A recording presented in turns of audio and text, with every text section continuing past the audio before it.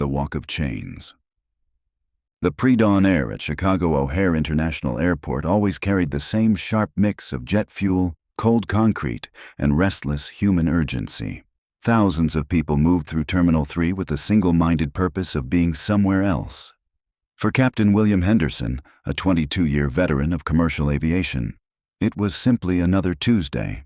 William stood 6'2", shoulders squared by years of military discipline and the unforgiving demands of command.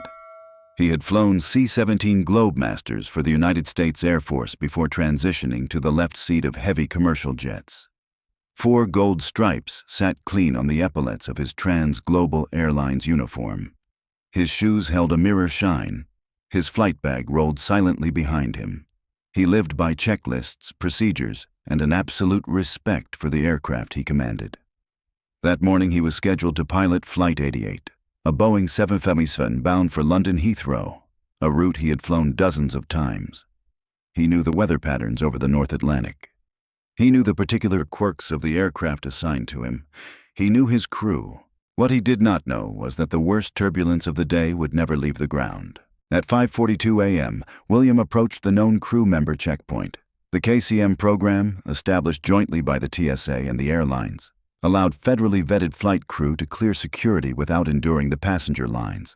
It was a practical necessity for men and women who spent their working lives in the sky. The man staffing the podium that morning was Gregory Finch. Finch was not a sworn police officer and not a federal TSA agent. He was a private contractor employed by Apex Global Security, the firm O'Hare had hired to handle supplemental terminal security. Finch wore his authority like an ill-fitting uniform. He had failed the psychological evaluation for the Chicago Police Academy twice. The rejection had left him hungry for control, and he exercised it with the rigidity of a man who believed every rule existed to be enforced against someone else. William unclipped his Trans-Global Identification badge and his FAA pilot certificate and handed them over. "Morning," he said, voice steady and professional. Finch did not look up at once. He chewed his gum slowly, eyes fixed on the iPad in front of him. When he finally raised his head, his gaze locked on William's face and narrowed. In commercial aviation, black pilots still represent a small fraction of the workforce. William was well known and respected by many who worked the terminals at O'Hare. To Finch, he was an anomaly, and anomalies in Finch's private worldview were threats. "Look into the scanner," Finch barked. William stepped forward. The facial recognition camera captured his image. The machine beeped. A soft green light confirmed the match. KCM cleared. William reached for his credentials. Finch did not return them. Instead, he held the badge under the fluorescent lights, tilting the plastic as if searching for a flaw. "Is there a problem, officer?" "I'm doing my job. Random screening." The machine cleared me. "I've been selected for random KCM screening before. That means I step through the metal detector. It does not mean you hold my credentials." "I haven't confiscated anything. I'm verifying." Finch's voice climbed. His eyes drifted to the 4 stripes on William's shoulders. A thin sneer pulled at the corner of his mouth. "Captain, huh? A little young for a heavy jet, aren't you?" "I'm 48. If you're finished verifying my age, I have a pre-flight briefing at Gate K-16 in 20 minutes. Color rose in Finch's face. He hated being dismissed, especially by a man he had already decided did not belong. He lifted his radio. "Dispatch, this is Post 4. I need a supervisor and backup. I have a 1043, suspected fraudulent credentials." The terminal around them had begun to fill with early travelers. Rolling bags clicked across the terrazzo. A few heads turned. William's voice dropped into the calm, precise register he used when something went wrong at altitude. "Officer Finch, I can read your name tag. I am a federally licensed commercial airline pilot. My KCM barcode scanned green. You are holding my FAA license, my airline identification, and my passport. If you call in a fraudulent credential code, you are initiating a federal incident." Finch's lip curled. "These holograms look off. The lamination is peeling. You could have printed this in a basement." "It's a 5-year-old badge. It is worn because I fly 80 hours a month." William kept his arms crossed, hands visible, acutely aware of the picture forming for the growing circle of onlookers. A tall black man in uniform arguing with a white security contractor. He locked every emotion down. I strongly suggest you call Trans-Global Dispatch. They can verify me in 10 seconds. I don't take orders from you. Finch stepped out from behind the podium and unhooked the handcuffs from his belt. The metallic sound cut through the morning noise like a gunshot. Step back from the podium and put your hands behind your back. You're being detained. The absurdity of the moment struck William with physical force. He was scheduled to carry 312 souls across the Atlantic, and a private security guard who could not distinguish a worn credential from a counterfeit was ordering him to surrender his freedom. "You're making a catastrophic mistake," William said. He did not move. His hands remained lightly on the handle of his flight bag. "I will not resist, but understand this clearly. I am Captain William Henderson. I am the pilot in command of Flight 88. If you put those cuffs on me, you are detaining the captain of a commercial airliner without cause. The FAA, the Department of Homeland Security, and my airline's legal department will end your career." Finch's ego had already passed the point of recovery. In his mind, William's calm precision was the mark of a practiced fraud. "Suspect is non-compliant," he muttered into his body camera. 2 more Apex officers arrived at a jog. One was a young recruit named Peter Lawson, who still looked as if he needed a shave. The other was an older, weary guard named Miller. "What's going on, Finch?" "Caught a live one," Finch said, chest puffed. "Forged documents. He's refusing to comply." Lawson glanced at the uniform, then at the green light still glowing on the scanner. "Finch, the uniform looks real. Are you sure the KCM scanner technology can be hacked? Look at the guy. Does he look like a 777 captain to you?" The unspoken accusation hung in the bright terminal light. William's jaw tightened. "I want a Chicago Police Department officer here immediately. Real law enforcement. We hold you until CPD arrives." Finch lunged and seized William's left wrist. Every instinct drilled into William during military training screamed to break the grip and neutralize the threat. He forced his arm to go limp. The moment he resisted, he would become the angry black man in the report. He would lose his license, his pension, and his freedom. This fight would be won in a courtroom, not on a terminal floor. "Do it," he said coldly. "Put them on." Finch snapped the steel cuffs tight, clicking them with unnecessary force. The metal bit into skin. "Walk." They did not take him to a discreet holding area. Finch wanted the spectacle. He marched William down the center of the main concourse toward the Apex substation near Terminal 2, a 5-minute walk through the busiest section of the airport at that hour. "Leave the bag," William ordered when Miller reached for the flight case that held secure FAA flight plans and KCM-cleared materials. "You do not have clearance to touch it." Finch rolled his eyes. "Leave it. Let the bomb squad clear it later." The walk became an exercise in public humiliation. Hundreds of passengers parted around them. Cell phone cameras rose. Whispers traveled the length of the concourse. "Is that a real pilot? Did he try to hijack a plane? Oh my God, he's in handcuffs." William kept his eyes fixed straight ahead. He studied the ceiling architecture, counted the rhythmic click of his polished shoes on the floor, and refused to look down. He calculated time. It was 6:07 a.m.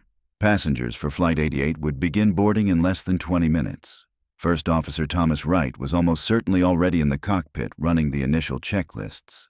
They reached the substation, a windowless concrete room tucked behind a bank of vending machines. The air smelled of old sweat and cheap disinfectant. Finch shoved William into a hard plastic chair bolted to the floor. "Comfortable, Captain." He tossed the credentials onto a metal desk and propped his boots on the surface. "CPD is busy with a traffic collision on the I-190. They'll be here in an hour or two. Until then, you sit." William spoke softly, the quiet intensity of his voice making young Lawson take an involuntary step backward. "Every minute I sit here, a multi-million-dollar aircraft sits empty at the gate. You are going to cost your company more money than you will earn in 100 lifetimes. Save the tough guy act. You're not going anywhere." At Gate K-16, the atmosphere was a different kind of pressure. Flight 88 was nearly sold out. 312 passengers crowded the boarding area, business travelers tapping phones, families corralling tired children. Behind the desk, station manager Sarah Jenkins worked with the focused efficiency of someone whose professional reputation rested on on-time performance. Inside the cockpit of the Boeing 777, First Officer Thomas Wright frowned at the empty left seat. Thomas was a big man with silver hair and a voice that carried. He and William had flown together for nearly 5 years. William was famously punctual. If you arrived on time, you were already late. Thomas checked his watch. 6:17 a.m. He keyed the intercom to the forward galley. "Brenda, has the captain boarded?" "Negative, Tommy. Haven't seen him. Figured he was with you on the walk around." Thomas unbuckled and walked up the jet bridge. He leaned out behind the gate desk. "Sarah, you seen Henderson?" A crease formed between her brows. "No. Dispatch shows he swiped employee parking at 5:32. He should have been here 20 minutes ago." She dialed his cell. Voicemail. She typed into the airline's internal system.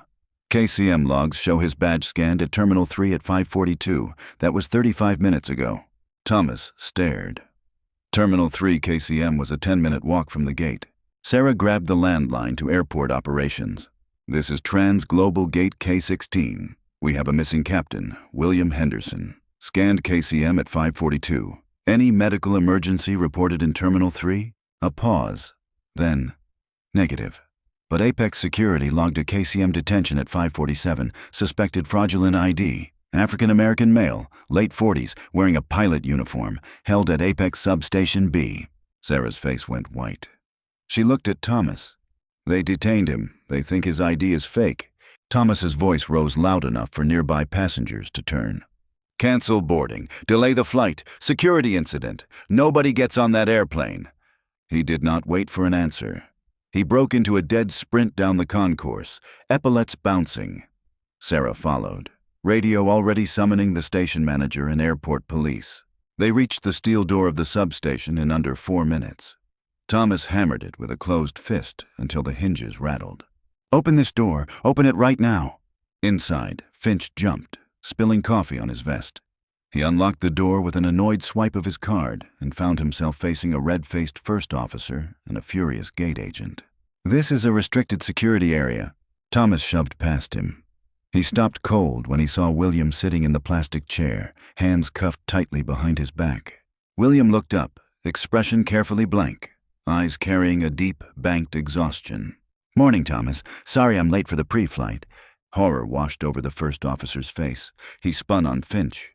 "Are you out of your goddamn mind? That is Captain William Henderson, senior pilot. You KCM scanned him. You have his FAA license."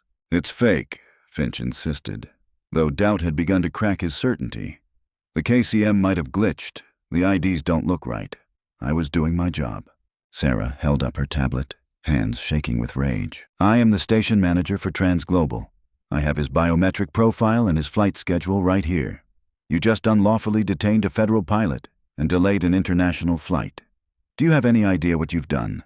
"Take the cuffs off," Thomas said, voice dropping to a dangerous growl. "Take them off him right now." "I have to wait for CPD to clear him. Procedure—" The heavy door swung open again. 2 Chicago Police Department officers stepped in, out of breath and already annoyed.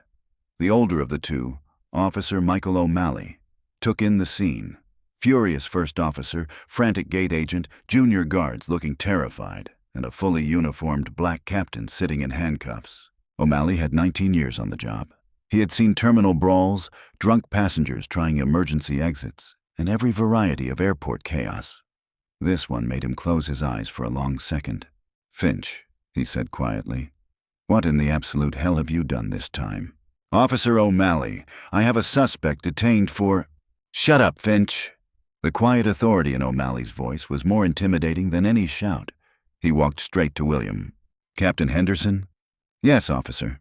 O'Malley produced a universal key, stepped behind the chair, and released the cuffs.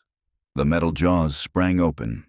Deep red welts circled both of William's wrists where the steel had bitten during the forced march. He brought his arms forward slowly and rubbed them in silence. "Are you injured? Do you need paramedics?" "No. I need my credentials, and I need to get to my aircraft." O'Malley turned on Finch. "Give him his IDs, now." Finch scrambled to gather the documents. Thomas snatched them from his hand. "You're done, Finch. You had no probable cause, no jurisdiction to detain a cleared federal employee, and you just assaulted an airline captain badge. Hand it over." "I was following random screening protocol. The badge looked fake. Reasonable suspicion." You had a green KCM light and a power trip. Badge now. Wait outside. CPD will take your statement, and you'll likely leave O'Hare in the back of my cruiser." As Finch shuffled out, stripped of authority, Sarah turned to William. "We've halted boarding. Flight 88 is delayed. Chief Pilot Operations is already scrambling a reserve captain. Management insists you take a few days. Paid." William looked down at the bruised wrists, then at the slightly wrinkled uniform. He thought of the 312 passengers waiting at the gate. Missed connections, ruined meetings, anxious families. He thought of the cell phone cameras, the murmurs, the lasting image that would travel the world if he simply went home. "No," he said. The commanding bass returned to his voice. "Cancel the reserve. I am flying my airplane." Thomas put a hand on his shoulder. "You've just been assaulted. Nobody expects you in the left seat for 8 hours after this. If I don't fly, he wins. If I walk away, I'm only a victim. I am the pilot in command of Flight 88. We have a schedule to keep." 20 minutes later, Captain William Henderson walked the concourse toward Gate K-16 with Thomas at his side. The boarding area fell quiet as passengers recognized the uniform and the man many of them had already seen on their phones. William stepped to the podium microphone. "Good morning, ladies and gentlemen. This is your captain, William Henderson. I apologize for the delay. We experienced an unforeseen security discrepancy in the terminal that required my attention. The issue has been resolved. The aircraft is ready. We will board in 2 minutes. Thank you for your patience, and thank you for flying Transglobal." A moment of silence. Then applause began at the back of the crowd and rolled forward until the entire boarding area was standing. At 7:48 a.m., Flight 88 pushed back. As the massive Boeing 787 taxied onto runway 28R, William's hands rested on the yoke. The bruises throbbed beneath his cuffs, but when he advanced the thrust levers and felt the 115,000 pounds of GE90 power pin him to the seat, the anger began to burn away, replaced by the cold clarity of flight. The landing gear retracted. The aircraft punched through the low Chicago clouds into brilliant blue sky. William left the chaos of the earth behind. He had no idea of the storm gathering on the ground. While Flight 88 cruised at 36,000 feet over the Atlantic under radio silence, the internet detonated. A passenger waiting at a Starbucks in Terminal 3 had filmed the entire forced march. The video was sharp, high definition, and undeniable.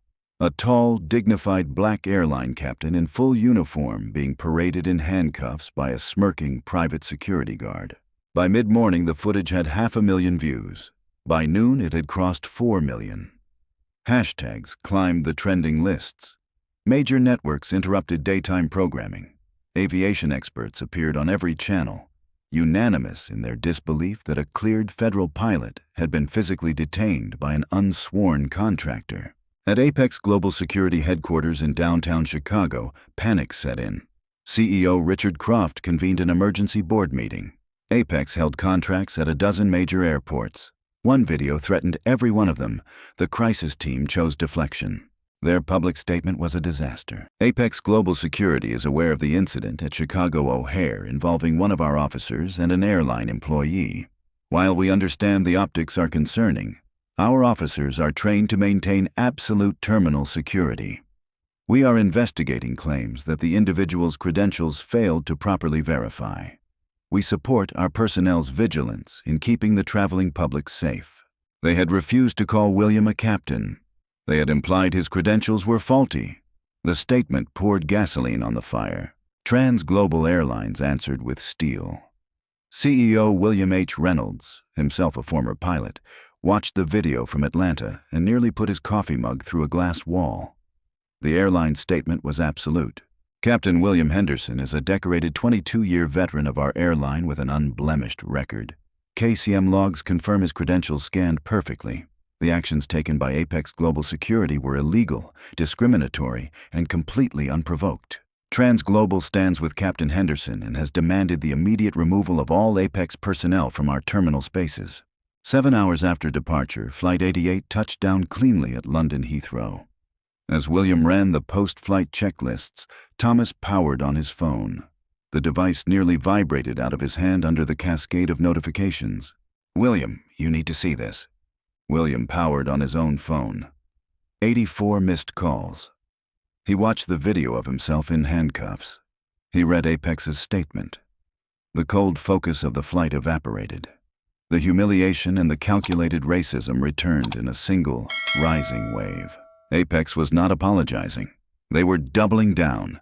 They were trying to destroy his reputation to protect a contract. "Thomas," William said, voice tight, "I need to make a call." The next morning in Chicago, attorney Robert Chambers walked into his corner office overlooking Lake Michigan. Chambers was a heavyweight civil rights and aviation litigator who had taken on major airlines, federal agencies, and defense contractors and won.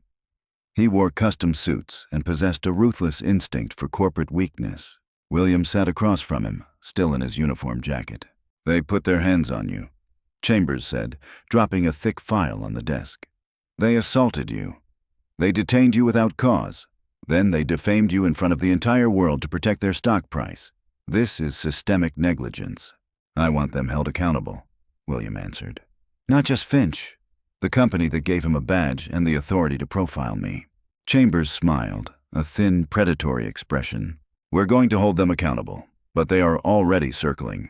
Their initial report to the FAA claims the KCM machine was glitching and that Finch's body camera malfunctioned. They will argue good faith." "That's a lie. The machine flashed green. He acknowledged it before he decided my face didn't match the uniform." "I know, but a claimed glitch creates reasonable doubt. We need absolute proof." An encrypted email arrived while they spoke. The anonymous message was short. "I was there. Finch is lying. The machine worked perfectly. He said he didn't trust his kind flying planes. Don't let them get away with it. PL." Attached was a back-end screenshot of the Terminal 3 KCM server logs. Next to William Henderson's FAA number sat a bright digital timestamp, 054210, status cleared, green. The sender was Peter Lawson, the junior guard who had watched the arrest in silent horror and photographed the log before management wiped the terminal. Chambers turned the monitor toward William. "Our friends at Apex just committed federal tampering with an aviation security system. They didn't dig a hole, they dug a grave." 2 days later, Chambers held a press conference on the steps of the federal courthouse in downtown Chicago. William stood beside him, tall and still. "This morning we filed a comprehensive civil suit against Apex Global Security, its CEO Richard Croft, and Officer Gregory Finch.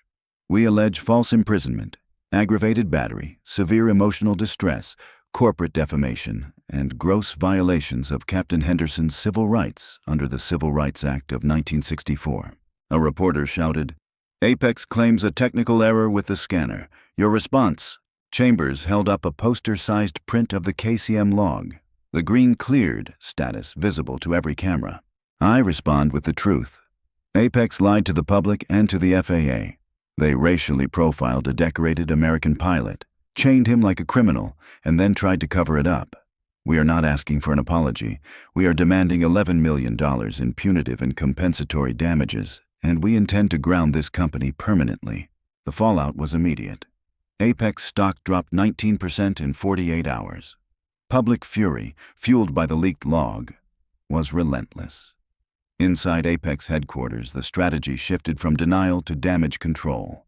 Richard Croft understood that fighting a respected, articulate pilot and a litigator like Chambers in open court would be corporate suicide. 2 weeks after the filing, Chambers and William were summoned to a mediation room at a high-end firm in the Loop. Defense attorney Harrison Gable, smooth and expensive, slid a leather folder across the table. "Captain Henderson, Mr. Chambers, Apex formally acknowledges that Officer Finch deviated from our core training protocols. We deeply regret the distress caused.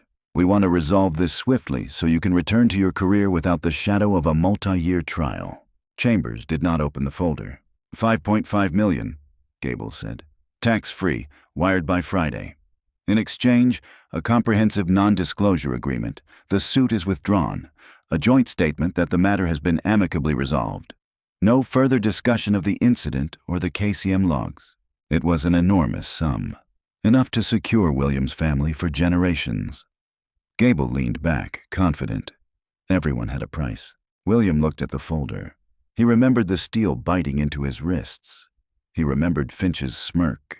He thought of the young black men and women currently in flight school who might one day walk up to a KCM podium and face the same degradation.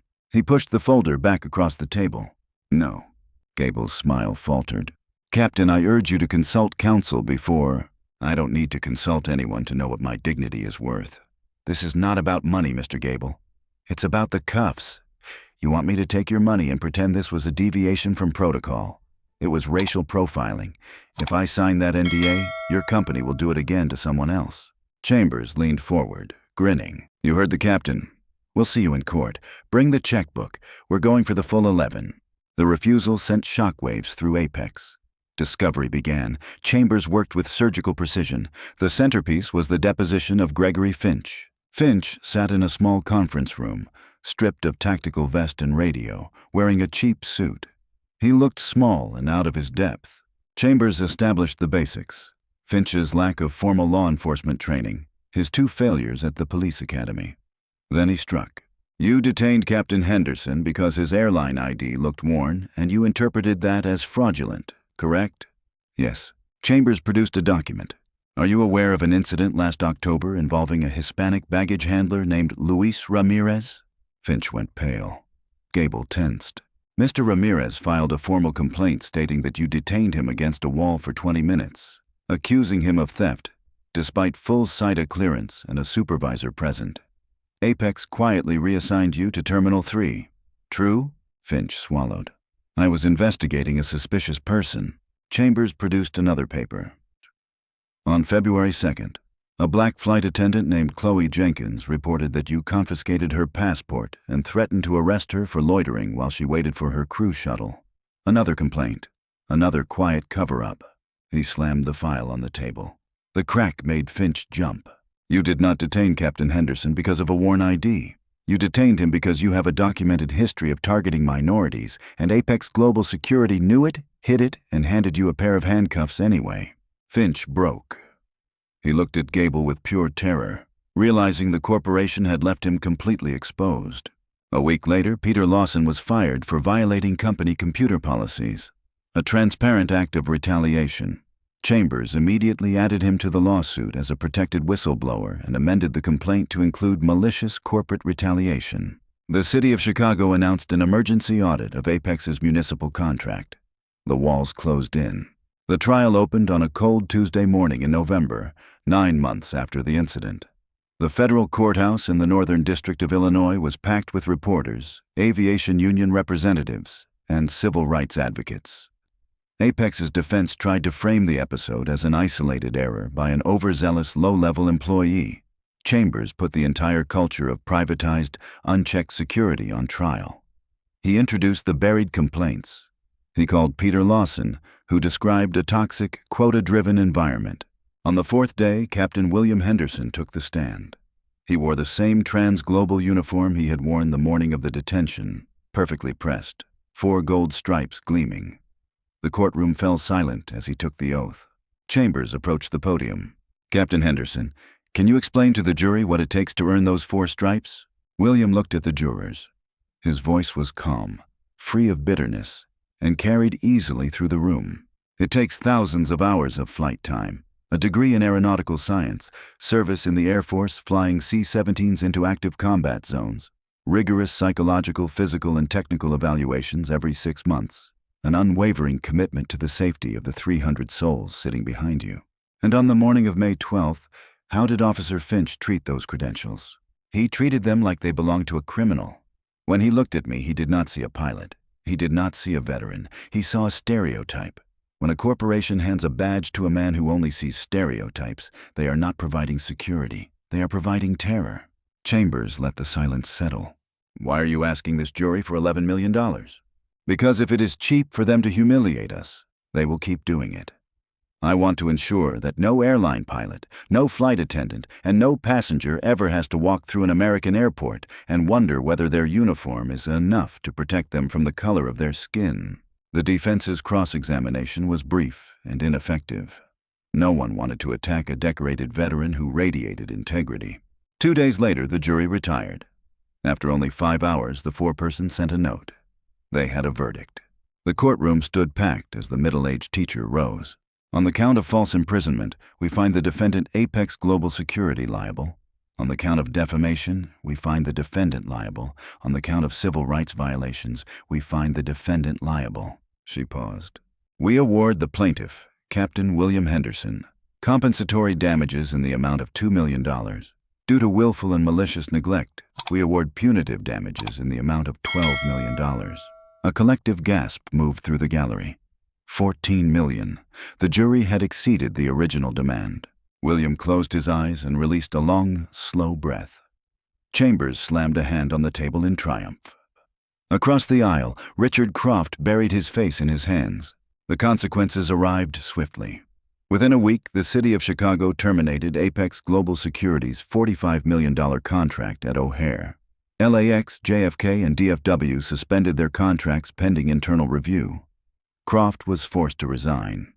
Gregory Finch lost his security licenses permanently and faced misdemeanor charges for false imprisonment brought by the Cook County State's attorney. The lasting change came from Washington. Under intense public pressure generated by the Henderson verdict, the FAA and TSA issued new federal directives governing the known crew member program.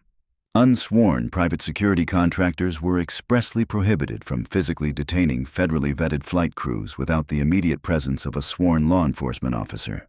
2 months later, on a clear winter morning, Captain William Henderson walked through Terminal 3 at O'Hare. The Apex podiums were gone, replaced by TSA officers and Chicago Police Department liaisons.